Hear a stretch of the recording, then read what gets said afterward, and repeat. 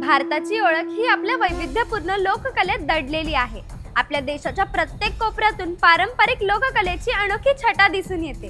गुजरातच्या रंगीबेरंगी रास गरबा, महाराष्ट्राचा पारंपरिक भोंडला, बंगालमधील धुनुची नृत्य, राजस्थानचा घुमर व भवई, कर्नाटकचा डोलू कुणिता असे कितीतरी नृत्य प्रकार या पर्वाला अजूनच भव्य करतात। नवरात्र उत्सवाच्या 9 रात्रींमध्ये भारताच्या कानाकोपऱ्यात साजरा होणाऱ्या या लोककलेचे वेगळेच रंग पाहायला मिळतात। ही केवळ नृत्य नाही तर आपल्या परंपरेचा, भक्तीचा आणि एकोप्याचा जिवंत उत्सव आहे। चला कलाकार सोबत नवरात्र उत्सवातील लोककलेचे अद्भुत प्रकार जाणून घेण्यासाठी हा व्हिडिओ शेवटपर्यंत पहा आणि कलाकार चॅनलला सबस्क्राइब करून या संस्कृती प्रवासात आमच्या सोबत राहा। नमस्कार, मी धैर्या आणि आपण पाहत आहात कलाकार प्रस्तुत नवदुर्गा उत्सव विजयाचा सन्मान स्त्री शक्तीचा।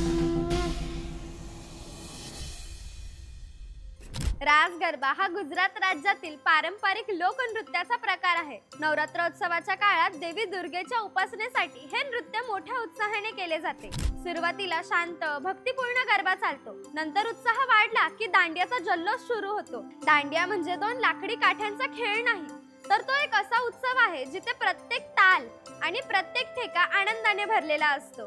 जेव्हा नवरात्रीच्या रात्री रंगीबेरंगी पोशाख घातलेले लोक हातात दांड्या घेऊन वर्तुळात नाचतात, तेव्हा एक वेगळीच ऊर्जा निर्माण होते। हे नृत्य युद्धाचे प्रतीक मानले जाते, ज्यात देवी दुर्गेने महिषासुराचा वध केला होता। भोंडला हा महाराष्ट्राचा पारंपरिक खेळ नवरात्र उत्सवाशी जोडलेला आहे। महाराष्ट्रात विशेषतः कोकण, विदर्भ, मराठवाडा व पश्चिम महाराष्ट्र या भागात नवरात्रीच्या काळात स्त्रिया भोंडल्याचा खेळ खेळतात। अश्विन महिन्यात हस्त नक्षत्राला या खेळाची सुरुवात होते।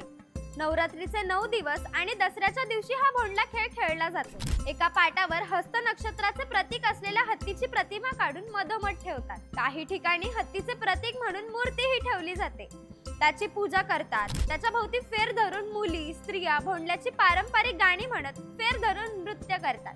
पारंपरिक भोंडल्याच्या गाण्यातून नवरात्र, देवी, निसर्ग, शेती या संबंधी कथा विनोद कोडी असतात।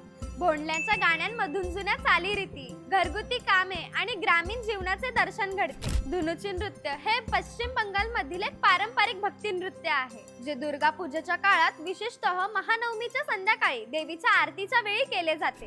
या काळात धुनुची नावाचे मातीचे भांडे हातात घेऊन त्यात कापूर आणि धूप जाळतात। यातून निघणारा सुगंध नकारात्मकता दूर करतो आणि शांती व सकारात्मक ऊर्जा आणतो असे मानले जाते।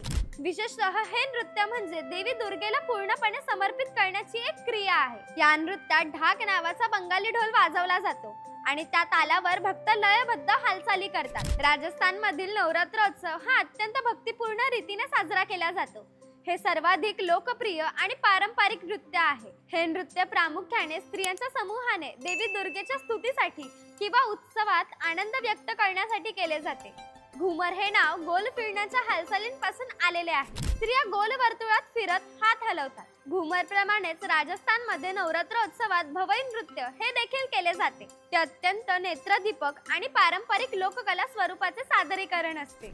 नृत्य करणारे डोक्यावर 7 ते 10 माठांचा थर ठेवून नृत्य करतात। नृत्य करताना पायातील घुंगरूचा ताल व पारंपरिक ढोलक, मंजीर, नगारा या वाद्यांचा संगती असतो। स्त्रिया घेरदार घागरा, रंगीबेरंगी ओढणी व पारंपरिक दागिने घालतात। हा राजस्थानच्या लोककलेतील एक अद्वितीय, साहसी आणि नेत्रदीपक नृत्य प्रकार मानला जातो। हिमाचल प्रदेशमध्ये नवरात्रोत्सवात धामन नृत्य सादर केले जाते। हे नृत्य हिमाचली लोककलेतील एक महत्त्वाचा भाग असून मुख्यतः भक्ती, सामूहिक उत्साह आणि सांस्कृतिक प्रतीक म्हणून ओळखले जाते। हे नृत्य प्रामुख्याने पुरुषांच्या समूहाकडून केले जाते। कर्नाटक मधील डोल्लू कुणिता नृत्य हा ऊर्जापूर्ण पारंपरिक लोकनृत्य प्रकार आहे, जो प्रामुख्याने होळी, नवरात्र आणि धार्मिक उत्सवांमध्ये सादर केला जातो। हा नृत्य प्रकार पुरुषांनी सामूहिक स्वरूपात सादर केलेला असून जोरदार ताल, गतिमान हालचाली आणि ढोलाच्या तालावर आधारित असतो। तमिळनाडूमध्ये कोलाटम नृत्य हा पारंपरिक लोकनृत्याचा प्रकार आहे।